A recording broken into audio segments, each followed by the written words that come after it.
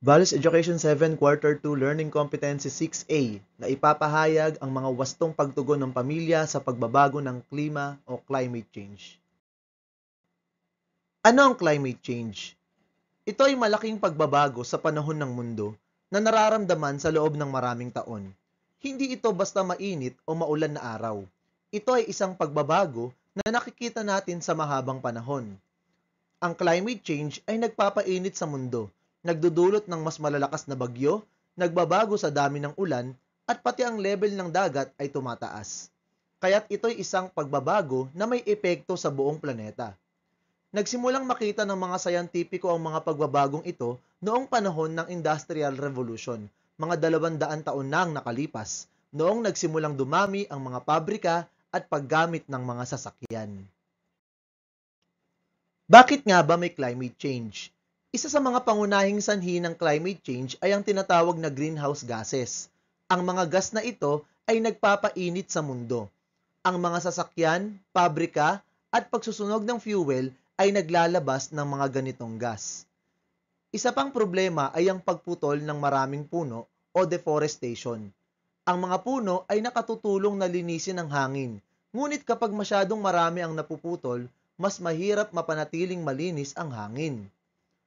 Ang polusyon ay nagdudulot ng dumi sa ating hangin, tubig at lupa. Ang usok mula sa sasakyan, pabrika, at pati basura ay nagdudulot ng polusyon na nakasasama sa ating planeta.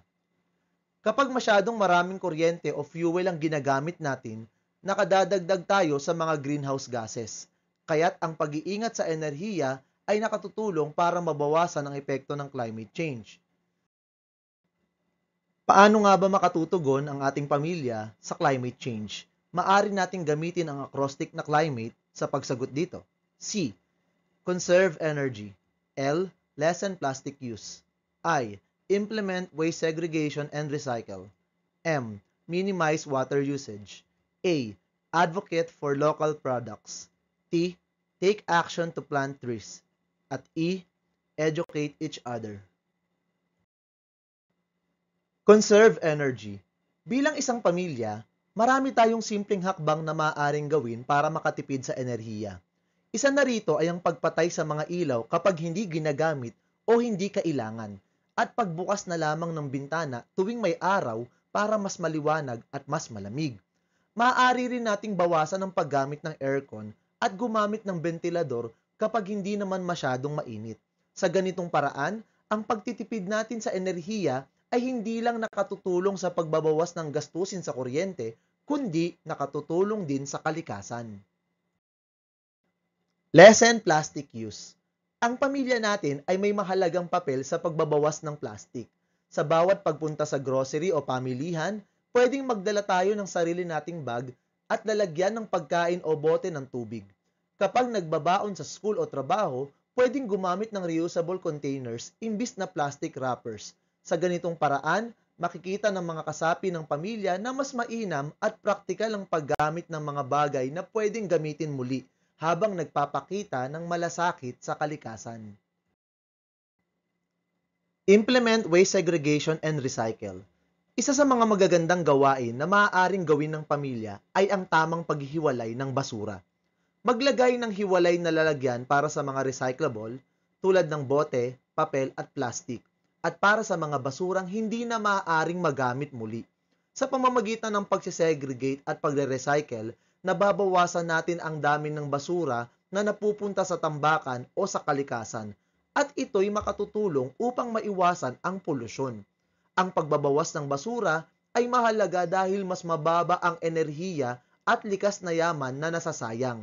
Sa ganitong paraan, natututo ang buong pamilya na maging responsable sa pagtatapon ng mga bagay at naiiwasan din natin ang pagkalat ng basurang maaaring makasama sa kapaligiran.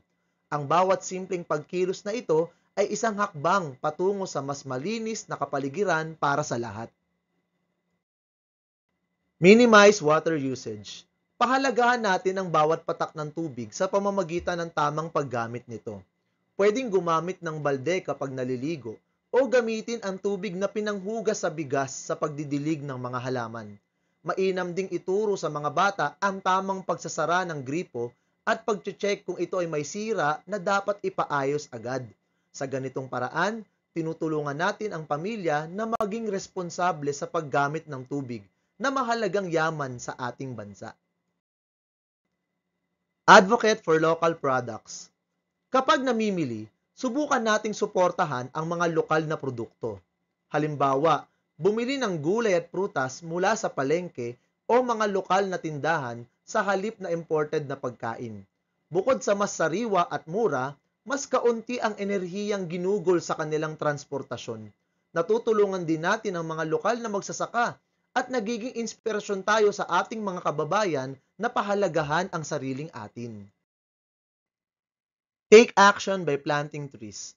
Ang pagtatanim ng puno ay isa sa pinakamagandang paraan upang ang buong pamilya ay makapag-ambag sa kalikasan.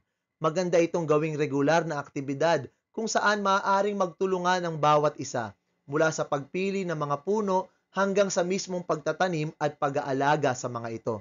Kapag sabay-sabay nating ginagawa ito, natututuhan ng bawat isa ang kahalagahan ng kalikasan at ng bawat puno na ating itinatanim, dahil ito'y nagbibigay ng hangin at proteksyon sa ating kapaligiran.